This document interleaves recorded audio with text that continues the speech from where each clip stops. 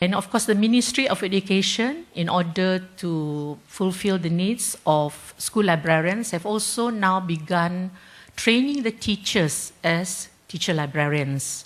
These are short courses where the teachers would be released on a block release. So they would be released from their teaching job. They come to the ministry where they'll be trained, in library matters. And then they will go back to the respective schools and run the school libraries. Dewan Bahasa dan Pustaka, of course, is the leading agency that does a lot of non-professional training. Okay, they do a lot of training on library management, for example, on storytelling, on book selection. They also work with the village heads on ICT. And they do a lot of motivational talks for students, especially facing the exams. So these are, a lot of the activities that they do. Current scenario. These are the, the points that I felt, is very important for us to look into. Why reading is, because reading has not picked up as much as we wanted it to do. Because price of imported books are very expensive in Brunei. Friends like me and my friends, what we do whenever we travel, we would stop by the bookshop in Singapore or Malaysia or London, wherever, and pick up a lot of our books there. And sometimes half of the suitcase will be full of books. Okay, and we bring them home and then we share them with our friends. Because otherwise books are very expensive. And then there is a strict censorship, of course, because being an Islamic nation, we are very strict on censorship. And then, of course, anything that is politically sensitive is subject to censorship. So when books are being censored, it takes time for it to be released. So this is why sometimes when you see a new book being released and you want to read about it, sometimes it's still with the censorship board. It has not been released. So these are some of the, some of the delays, some of the setbacks that we are faced with. And then, of course, also because of the small output of local books. So this is why reading has not picked up as much as we would like it to be. School libraries are not equipped to promote reading. They have school libraries, I spoke to one girl. She said, "Oh, Auntie, I finished reading all the books in the library." So you can imagine the books are not that many. And of course, some of the schools, they have about 300 students on average. And in no time, the books will be read, each title will be read by each of the students there. So again, budgeting of school libraries is something that has to be considered. Many consider libraries are for children. I was amazed because I was talking to some mothers, "Oh, you must bring your children, there's storytelling sessions in the public libraries." "Oh, I thought they're meant for children, Can I also go in?" "Of course," I said, "you can go in." There are also books that's suitable for mothers. Something on, parenting, or something on cooking, on health, on gardening, anything on hobbies.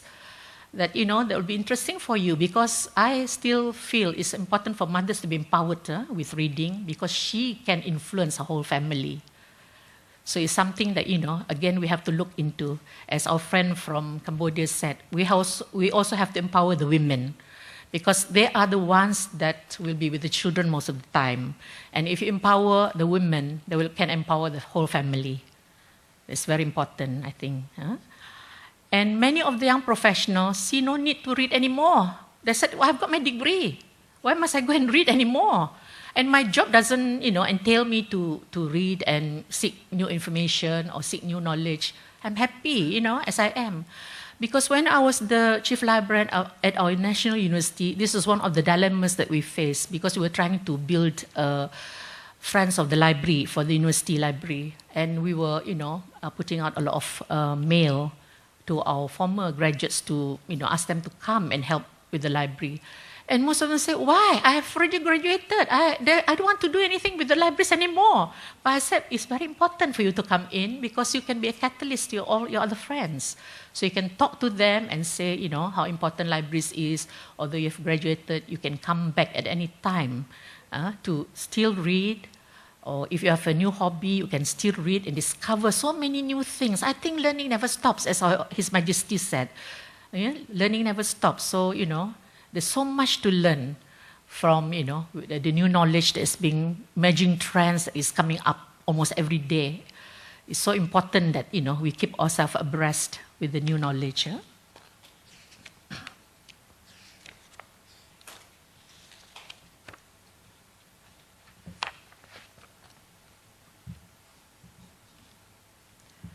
So I will now come to the empowering the reading culture. As I said earlier, I think to empower the reading culture, it has to be everybody's responsibility. All levels of society, whether you're in the private, in the government, it's so important that we all work together, especially when we want to create the ASEAN community, that we should, even work outside our own country. We have the ASEAN community. We can work amongst our ASEAN members as well. So it does not mean only, in the national scenario. We can also look at, our members, our neighbors. I think it's so important to promote lifelong learning. As I said, learning never stops. There's so many new things to discover, so many, issues that has emerged because of the emerging trends, whether it's economics, finance, health, education. So I think, as our speaker this morning said, the 21st century skills. So those are, I think, very, very relevant, very important. So again, through reading, we can, we can develop this new knowledge to promote lifelong learning. It's a skill once learned that you'll never forget. And I think all of us here, teachers, librarians, illustrators, editors, publishers, we must all work together to ensure that, lifelong learning continues because each of us has a role to play. Dewan Bahasa dan Pustaka, as I said earlier, has been the, the leading agency where reading culture is concerned. Firstly, because it's also a public library provider. And also they do a lot of things, to promote reading. For example, it organizes the annual book fair, which is held every year in conjunction with our National Day. It's a big book fair. So we have friends from Singapore, Malaysia, Indonesia coming to get our local titles. Because according to them, it's so difficult to get Brunei titles, they don't know what is being published. So they always come to a book fair and they always come, go back with, boxes of books, which is very, very, interesting. And then also, they also do the reading festival. Every year there's a reading festival, and then with the reading festival, of course there are lots of activities. For example, again, workshops, there'll be talks, there'll be seminars, there'll be theater presentations, book launches. And then for the first time this year, they started giving out the Best Library Award to the libraries, to encourage libraries to, to build up their collection and to, for libraries to look into the layout of the library to make it attractive for the readers and so forth. It also organizes an annual book award and also literary awards. And Dewan Bahasa also participates in the MASTRA, which is the Southeast Asian literary group. They also have awards for best writers and so forth. And then for the month of June also has been declared the reading month. So again, libraries all pick this up, and every June we have a big celebration to instill reading among schools, among the government departments, universities, okay? So this again is very important. So there'll be again book talks, book exhibitions, book launches, during this whole month. And then recently, on the 19th of March, they did a national seminar on strengthening the reading culture. So again, this is a very important move. Okay, again, they have very good speakers who spoke also on reading, why it's important, how to promote reading amongst the young people, and also the scholars. Okay, and because also we want to promote a lot of research activities so that the research will produce scholarly outputs, especially research papers, books of scholarly level. And then also this year, the Dongbasa also declared the World Book Day. Okay, and again, it's celebrated by the libraries, the librarians, again the teachers, the writers, all gathered also, and they talked about how again to promote reading. So all these new initiatives, I think, is a very positive move towards empowering the reading culture. Now, the Prime Minister's Office and the Sultan Haji Hassanal Bolkiah Foundation also does the Knowledge Convention. It's held every year. It was held, the first one was held in 2004. Again, they invite very good scholars from all over the world. They come in for a 3 to 4 day convention, where again they talk a lot of scholarly research, papers on knowledge. Okay, so for example, they talked about Islamic knowledge, for example, at one time. I think the last one was on history. One time they talked about the oral tradition. So these are also very, very important, the convention. And then this is held every year, usually in the month of July, to celebrate His Majesty's birthday. So I don't know whether this year they have to move, because July is also a fasting month for this year. So I think they have to move it to a later date. And then the Prime Minister's Office also recently launched a nationwide survey on reading habit. We were quite surprised, to get this in the mail. It's I think 8-page questionnaire that we have to fill in, and they want to know, of course, what we read, where we got our reading material from, whether we visit the libraries, how much we spend on, on our books. How much time we read, what we read, it's quite interesting. So I look forward to the results of this survey. So I don't know what what it entails, but it should be a very interesting result. And then schools, of course, they have ongoing reading campaigns, book quiz, and they work, of course, with the NGOs. So they have ongoing reading clubs and all that to promote reading.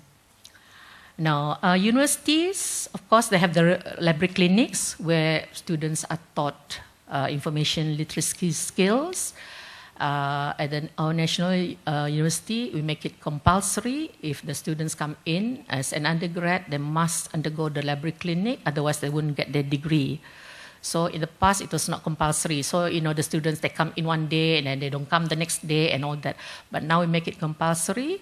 So if they do not go for the library clinic, the information literacy skill clinic, they will not get the degree, even if they pass a first grade degree in the exams. Okay. So again, I think this is a very positive move also to make sure, that we are very serious about reading and knowledge, gaining knowledge. NGOs, we have private and NGOs also initiative where we also again promote reading. Some of the NGOs that play a great part, of course, is the Reading and Literacy Association that was established in 1993. They work with IRA, not the political group. This is the International Reading Association of US. So again, they work very closely with IRA, bringing in experts who will talk about reading and do workshops and all that. Online community, this is very important. So we have also to go along with the new developments of ICT. In Brunei, we have one online community called the Brunei Read, which was formed by a group of young people, which was again very interesting. What they did was they go online, they have a Facebook account, so they would chat and discuss on books they have read and any books they think is important that other people should know about. Then they would discuss this, and then they would arrange a book swap as well. So they would you bring one book, I bring one book, and then we will swap. What books are interesting. So again, this is very successful, and I must congratulate the young people. They have worked really very hard with little or no money, but they managed to have this book swap and online community. And then we also have one online bookstore, nollybooks.com, which sells Brunei books online. Again, this is a very new move and also a very interesting one. Again, maybe you can find time to serve this. The Brunei Darussalam Library Association also, as I said, runs a lot of talks in connection with empowering of reading. We do career talks, for example, to students, to our library schools, our library school students, on why they should stay as librarians and why librarians are so important, Although now the word librarian seems to be obsolete, but then we have to convince them librarians are here to stay, right? Don't you think so? Librarians are here to stay? Yes? So we do that, and then we also, of course, emphasis on the role of librarians, that you're not there just to sit and be a custodian of books, but you should also be so active and engaged with your customers, with your clients, or knowing what information is needed, because we are in the information business. And before that, the students said, "Oh, we didn't know that information is so important." So we have to convince them through the Brunei Darussalam Library Association that information is so important that you have to, stay in that business, because everything revolves around information. We cannot live without information. I don't know how people say, "Oh, you don't need to read, you